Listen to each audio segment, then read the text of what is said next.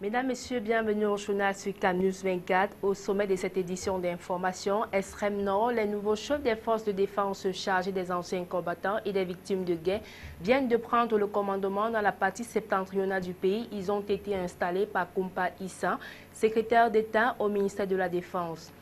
Toujours à l'extrême nord du pays, refonte des listes électorales et les CAM évaluent l'opération de révision des listes électorales dans cette partie du pays. Un bilan plutôt satisfaisant d'après l'avis de Mohamedou Aboubakar, membre du conseil électoral chargé de l'extrême nord au terme de son séjour dans la région. Une fois de plus, bienvenue au journal sur CAN News 24. Extrême Nord, les nouveaux chefs des forces de défense camerounaises prennent le commandement. Chargés des anciens combattants et des victimes de guerre, ils ont été officiellement installés dans leurs fonctions au cours d'une cérémonie présidée par Kumpa Issa, secrétaire d'État au ministère de la Défense, en présence du gouverneur Midia Wabakari. Le compte rendu de Célestin Tabouli Succès. Nommés respectivement par le décret numéro 2016/077 du 17 février 2016 et arrêté numéro 0130 du 26 février 2016, les nouveaux responsables militaires prennent service. Ils ont été officiellement installés le 28 mars 2016 dans leurs fonctions par Kumpa Issa, le secrétaire d'État au MINDEF, chargé des anciens combattants et des victimes de guerre. Il s'agit du colonel Ousseini Dibo, 55 ans, qui prend désormais les rênes de la division régionale des anciens combattants et victimes de guerre de l'extrême nord, et du lieutenant-colonel Charles-Alain Mathion, 48 ans, qui va officier à la tête du 4e bataillon de commandement et de soutien. Aux deux officiers supérieurs de l'armée camerounaise, Kumpa Issa leur a réitéré les consignes de la haute hiérarchie vis-à-vis de ces derniers qui n'auront pas de temps de grâce. Notre pays est en conflit, nous sommes en guerre contre Boko Haram. La situation au front est maîtrisée. Nous demandons à tous les responsables militaires de rester vigilants jusqu'à l'assaut final. Nous leur demandons également de collaborer étroitement avec les populations.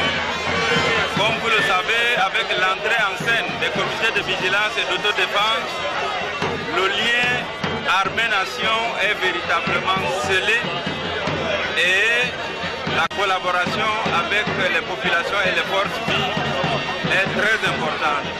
Pour le secrétaire d'État au MINDEF, la situation sécuritaire de la région impose une anticipation et une adaptabilité de tous les instants face aux fléaux multiformes qui minent la région au plan sécuritaire et essentiellement la menace Boko Haram. À cet effet, Kumpa Issa a recommandé à ses responsables militaires nouvellement installés de rester vigilants, à collaborer étroitement avec les populations, les autorités administratives pour que le lien armée-nation soit véritablement scellé. Le cérémonial présidé par le secrétaire d'État au MINDEF s'est déroulé en présence du gouverneur de l'extrême nord et du haut commandement militaire. Extrême Nord, visite d'inspection du chef d'état-major des armées. Le chef d'état-major des armées, le général de corps d'armée René Claude Meka, a effectué une visite d'inspection au commandement du premier secteur de la force multinationale mixte à l'extrême nord.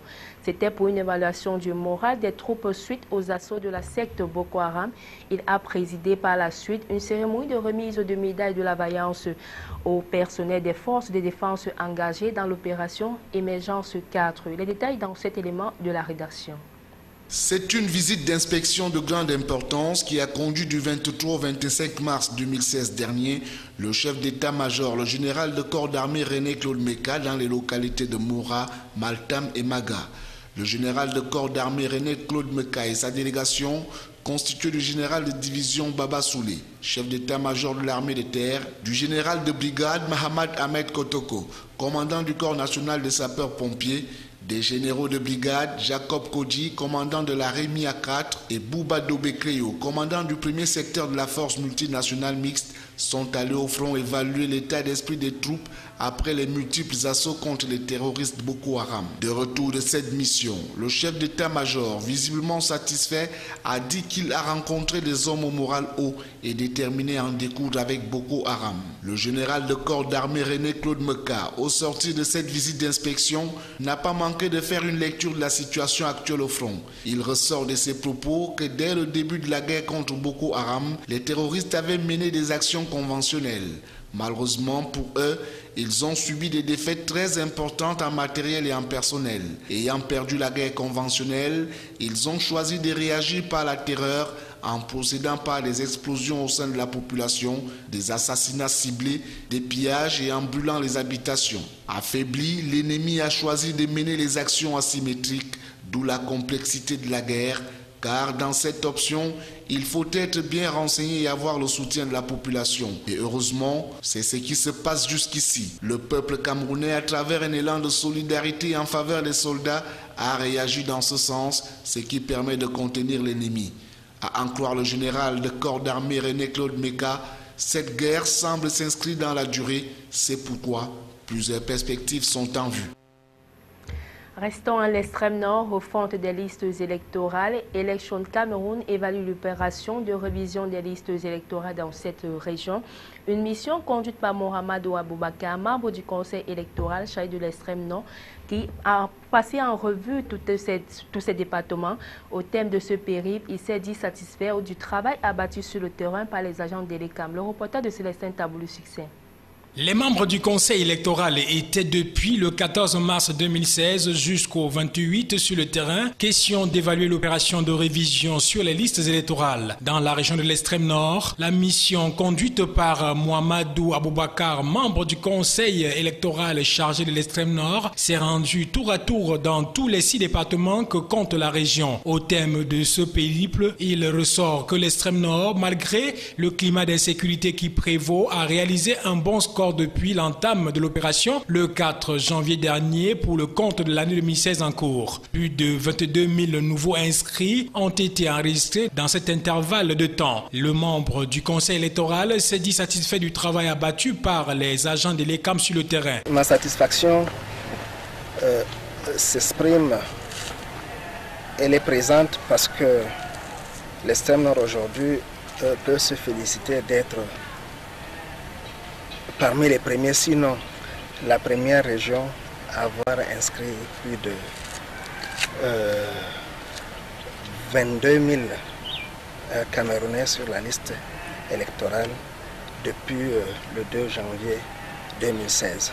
Avec plus de 22 000 nouveaux inscrits, la région de l'extrême nord se hisse parmi les premières régions à avoir inscrit plus de Camerounais sur les listes électorales. Pour Mohamedou Aboubakar, cela est dû au dynamisme des agents de l'ECAM et le système de différentes stratégies mises sur pied. Il a par ailleurs félicité et encouragé les différents agents qu'il faudrait utiliser tous les moyens que dispose l'ECAM pour amener le maximum de Camerounais à s'inscrire sur les listes électorales.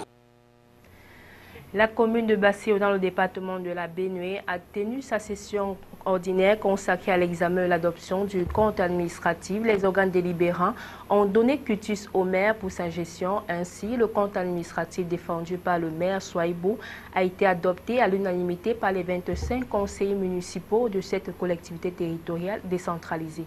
Le point avec Giscard Aman Bonnier et Eric Ticheux.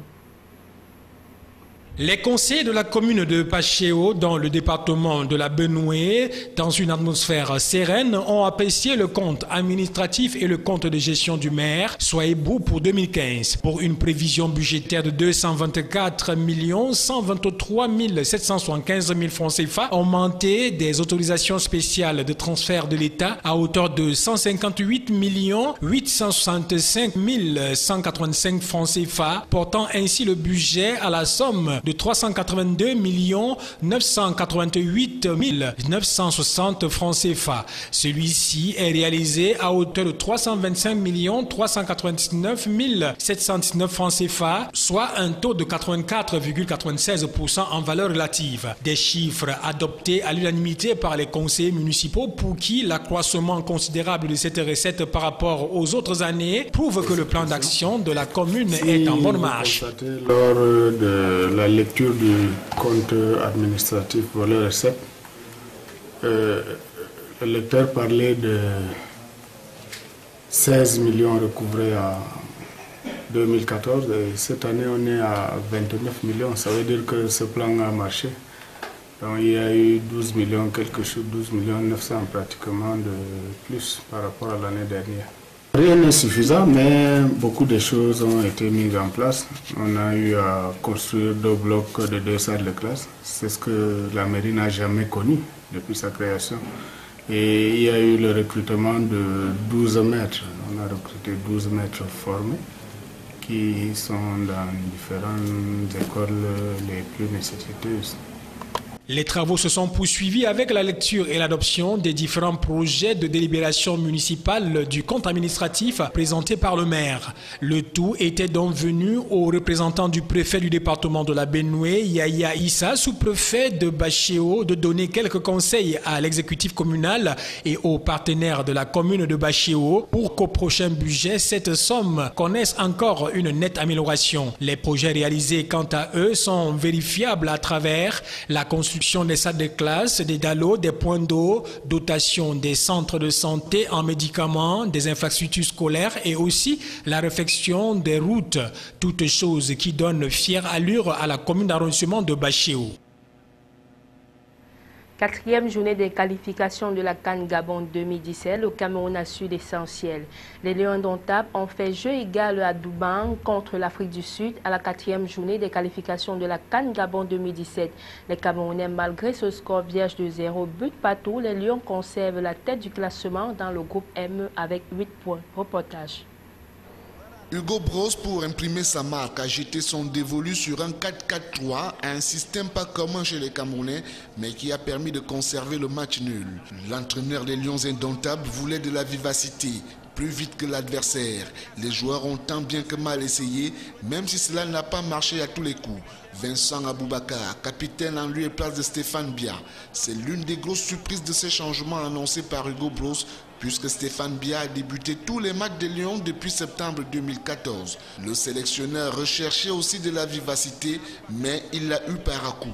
On a vu un groupe qui ne prenait pas assez de responsabilités, des joueurs qui se couvraient même s'ils étaient quelquefois courts. Il y avait de la communication, mais à dose moyenne, ce qui expliquerait cet autre match nul après le 2-2 à Limbé le 26 mars dernier. C'est dans les buts que l'on retrouve le cas le plus intéressant. Joseph Fabrice Ondoa, qui communique suffisamment avec ses défenseurs, a su faire comprendre à l'adversaire qu'il était le maître.